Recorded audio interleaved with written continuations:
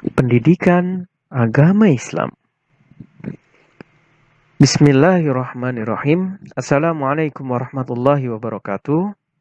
Selamat pagi anak-anak. Bagaimana kabarnya hari ini? Semoga sehat selalu dan selalu dalam lindungan Allah Subhanahu wa taala. Baiklah, sebelum kita mulai belajar, ada baiknya kita berdoa terlebih dahulu. Mari kita baca bersama-sama doanya. Bismillahirrahmanirrahim. Rabbi zidni ilma. Artinya, wahai Robku, tambahkanlah kepadaku ilmu.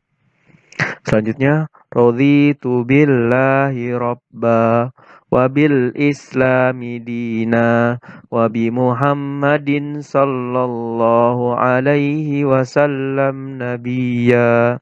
Artinya, aku ridho Allah sebagai Rabb, Islam sebagai agama, dan Muhammad sallallahu alaihi wasallam sebagai nabi. Selanjutnya, Allahumma inni as'aluka ilman nafi'an wa rizqan tayyiban wa amalan mutaqabbalan. Artinya, ya Allah, aku memohon padamu ilmu yang bermanfaat, rizki yang baik, dan amalan yang diterima. Materi berikutnya sifat mustahil. Yang pertama yaitu al-kadzib atau al-kidhib. Itu mustahil Rasul itu berbohong atau berdusta. Sifat ini adalah sifat yang mustahil dimiliki bagi para nabi dan rasul, karena mereka selalu dilindungi oleh Allah Subhanahu wa taala. Jika ada orang yang mengatakan bahwa Rasul itu berbohong atau berdusta, maka itu adalah perkataan yang keliru dan perkataan yang dusta. Jika ada orang yang mengatakan Rasul itu berbohong, maka apa yang disampaikan oleh Rasul bukanlah kebenaran. Jika ada orang yang mengatakan Rasul itu berbohong atau berdusta, maka secara tidak langsung dia mengatakan bahwa Al-Quran bukanlah firman Allah. Padahal sudah jelas Allah terangkan dalam Quran surat An-Najm, yang artinya, kawanmu Muhammad tidak sesat dan tidak pula keliru. Dan tidaklah yang diucapkannya itu Al-Quran menurut keinginannya. Tidak lain, Al-Quran itu adalah wahyu yang diwahyukan kepadanya, yang diajarkan kepadanya oleh Jibril yang sangat kuat, yang mempunyai keteguhan. Maka Jibril itu menampakkan diri dengan rupa yang asli, rupa yang bagus dan perkasa. Berikutnya, yaitu al-khiyanah, yaitu mustahil Rasul itu khianat. Khianat bisa berarti tidak dapat diandalkan. Tidak mungkin bagi para nabi dan juga Rasul memiliki sifat ini, karena mereka adalah utusan Allah yang selalu terjaga sebagai pembawa wahyu Allah kepada umat manusia. Jadi tidak mungkin mereka akan berkhianat dalam menyampaikan wahyu dan risalah yang telah Allah berikan. Bahkan Nabi Shallallahu Alaihi Wasallam pernah dikhianati dalam perjanjian Hudaybiyah. Berikutnya yaitu al-khitman, yaitu mustahil Rasul menyembunyikan kebenaran. Karena Nabi dan para Rasul adalah orang-orang yang dipilih oleh Allah Subhanahu wa taala sebagai pembawa pesan bagi umat mereka masing-masing. Bahkan Rasulullah Shallallahu alaihi wasallam bersabda yang diriwayatkan oleh Bukhari dari Abdullah bin Amr radhiyallahu anhu bahwa Nabi Shallallahu alaihi wasallam bersabda, "Ballighu anni walau ayah." Sampaikanlah dariku walau hanya satu ayat. Berikutnya al-balada. Al-balada artinya bodoh, yaitu mustahil Rasul itu bodoh. Para nabi dan Rasul adalah orang-orang yang cerdas dari kalangan umatnya. Para nabi dan Rasul melakukan tindakan baik sehingga mereka dapat menjadi teladan bagi umat mereka. Berikutnya, tugas Rasul Allah. Mengenal para Rasul yang diutus kepada umat manusia merupakan perkara penting dan sangat dibutuhkan kaum muslimin, baik berkenaan dengan iman, tugas, dan kehidupan mereka, agar dapat dijadikan suri teladan bagi manusia. Apalagi di masa kini, dan khususnya kaum muslimin yang sudah jauh dari kenabian dan ajarannya. Sehingga sudah menjadi kewajiban setiap muslim untuk mengajak saudaranya mengenal kembali permasalahan ini sesuai dengan Al-Quran dan Sunnah. Tugas para Rasul.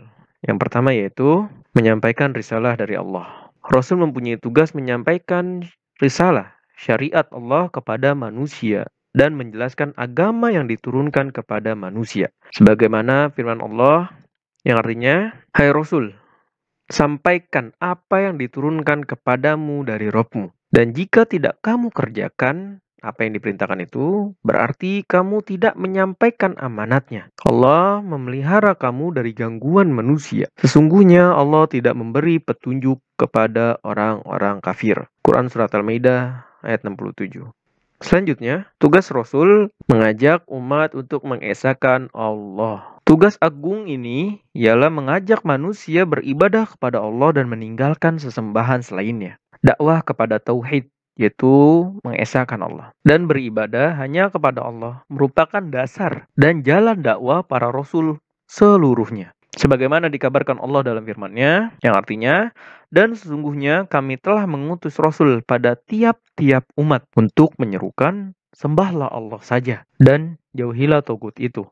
Quran Surat An-Nahl ayat 36. Dalam ayat yang mulia ini, Allah menjelaskan tugas dasar dakwah, inti risalah para Rasul, yaitu mengajak kepada tauhid, mengikhlaskan ibadah hanya kepada Allah, dan menjauhi segala sesembahan selainnya. Berikutnya, memberi kabar gembira dan memberi peringatan. Menunjukkan umat kepada kebaikan dan menyampaikan kabar kepada mereka tentang pahala yang disiapkan bagi pelakunya, serta memperingatkan kepada mereka dari kejelekan dan siksaan yang disiapkan bagi yang melanggarnya. Allah Subhanahu wa Ta'ala berfirman, yang artinya, mereka kami utus selaku rasul-rasul pembawa kabar gembira dan pemberi peringatan agar supaya tidak ada alasan bagi manusia membantah Allah sesudahnya diutusnya rasul-rasul itu. Dan adalah Allah Maha Perkasa lagi Maha Bijaksana.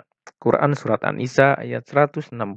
Berikutnya, menunjukkan jalan yang lurus. Para Rasul mempunyai tugas menunjukkan jalan yang lurus dengan cara menegakkan dan menerapkan syariat Allah. Allah Subhanahu wa Ta'ala berfirman, yang artinya, dan hendaklah kamu memutuskan perkara di antara mereka menurut apa yang diturunkan Allah, dan janganlah kamu mengikuti hawa nafsu mereka, dan berhati-hatilah kamu terhadap mereka, supaya mereka tidak memalingkan kamu dari sebagian apa yang telah diturunkan Allah kepadamu.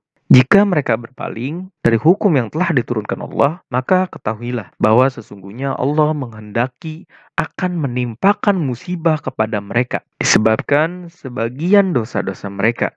Dan sesungguhnya kebanyakan manusia adalah orang-orang yang fasik. Quran Surat Al-Maidah ayat 49. Berikutnya, sebagai hujjah, bukti bagi manusia. Allah Subhanahu wa Ta'ala menjelaskan, yang artinya, dan ingatlah akan hari ketika kami bangkitkan pada tiap-tiap umat seorang saksi atas mereka dari mereka sendiri.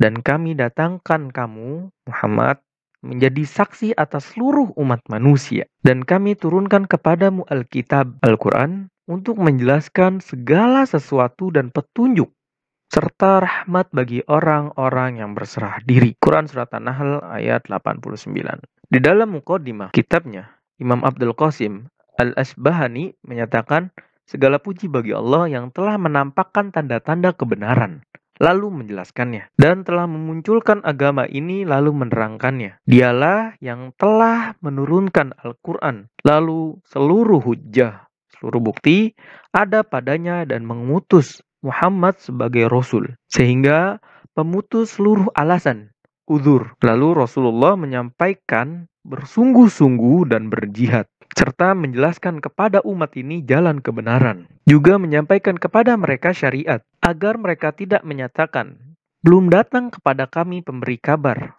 Bashir, dan pemberi peringatan, Nadhir. Demikianlah beberapa tugas penting para nabi dan rasul.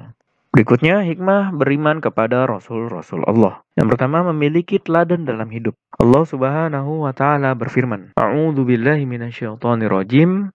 Bismillahirrahmanirrahim. Laqad kana lakum fi Rasulillahi uswatun hasanatul liman kana yarjullaha wal yawmal akhir wa dzakarallaha katsira. Artinya, sungguh telah ada pada diri Rasulullah itu suri teladan yang baik bagimu, yaitu bagi orang-orang yang mengharap rahmat Allah dan kedatangan hari kiamat, dan yang banyak mengingat Allah. Quran Surat Al-Ahzab ayat 21. Begitu pula mencintai para Rasul dengan cara mengikuti dan mengamalkan ajarannya. Allah Subhanahu wa Ta'ala berfirman, A'udzu billahi minasyaitonir rajim. Qul in kuntum tuhibbunallaha fattabi'uni yuhibbukumullah wa yaghfir lakum dzunubakum wallahu ghafurur rahim. Artinya, katakanlah Muhammad, jika kamu mencintai Allah, ikutilah aku. Niscaya Allah mencintaimu dan mengampuni dosa-dosamu. Allah Maha Pengampun, Maha Penyayang. Berikutnya, menerapkan perilaku mulia. Menjunjung tinggi risalah ajaran Allah yang disampaikan Rasulnya. Melaksanakan seruannya untuk beribadah hanya kepada Allah. Allah Ta'ala berfirman, A'udzubillahi minasyaitonirrajim, wa'budullaha wa la tusyriku bihi syai'a. Artinya, sembahlah Allah dan janganlah kamu mempersekutukannya dengan sesuatu pun. Quran Surat An-Nisa ayat 36. Mungkin itu saja yang bisa saya sampaikan. Apabila ada kata-kata yang salah itu datang dari saya dan dari syaitan. Apabila ada kata-kata yang benar itu datang dari Allah Subhanahu wa taala semata. Sebelum kita tutup, mari kita membaca doa kafaratul majlis. Subhanakallahumma wa bihamdika asyhadu an la ilaha illa anta astaghfiruka wa atubu ilaik. Terima kasih atas perhatiannya. Assalamualaikum warahmatullahi wabarakatuh.